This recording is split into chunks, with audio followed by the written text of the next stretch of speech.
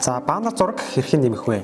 Тэгэхээр манай дээр 3 төрлийн баннер зураг нэмэх боломжтой. Үндсэн баннер, нэмэлт баннер, контент баннер. За тэгэхээр минимал загвар, сошиал загварын аль ч загвараас үл хамааран та өөрийн баннер зургаа бол нэмэх боломжтой. За жишээ болгоод нэг одоо вебсайт руу орж харъя. Тэгэхээр үндсэн баннер дээр та харж байгаа бол энд линктэй харагдаж байна. Тэгэхээр та тухайн вебсайт дээрээ баннер оруулахдаа линктэй байж баннер зураг оруулж болно. Эсвэл зүгээр энгийн зураг оруулж болно. Мэдээж үндсэн болон нэмэлт баннер маань 10 хүртэлх зураг буюу баннер оруулах боломжтой. Олон байгаа тохиолдолд энэ баннерууд маань нэг нэгээрээ автоматар гүйж явна гэсэн үг. За линкний давуу тал нь гэх юм бол таны маркетингийн бас нэг хэлбэр болох боломжтой. Жишээлх юм бол та удирдлага хэсэг дээрээ энэ хүү линкийг холбох одоо зочлох линкэн дээр хаашаа үсрэх вэ гэдгийг бас шийдэж болно гэсэн үг.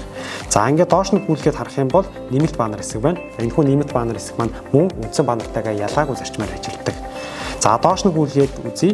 За контент баннер буюу бичлэг харагдаж байна тийм ээ. Тэгэхээр танай байгууллагын шторк буюу одоо танилцуулга байгаа бол энэ хүү бичлэгээчсэн бас байршуулж болно. Гэхдээ цаад энэ 3 баннерыг гурван ашиглаж болно. Альсвал ашиглахгүй байсан болно гэсэн үг.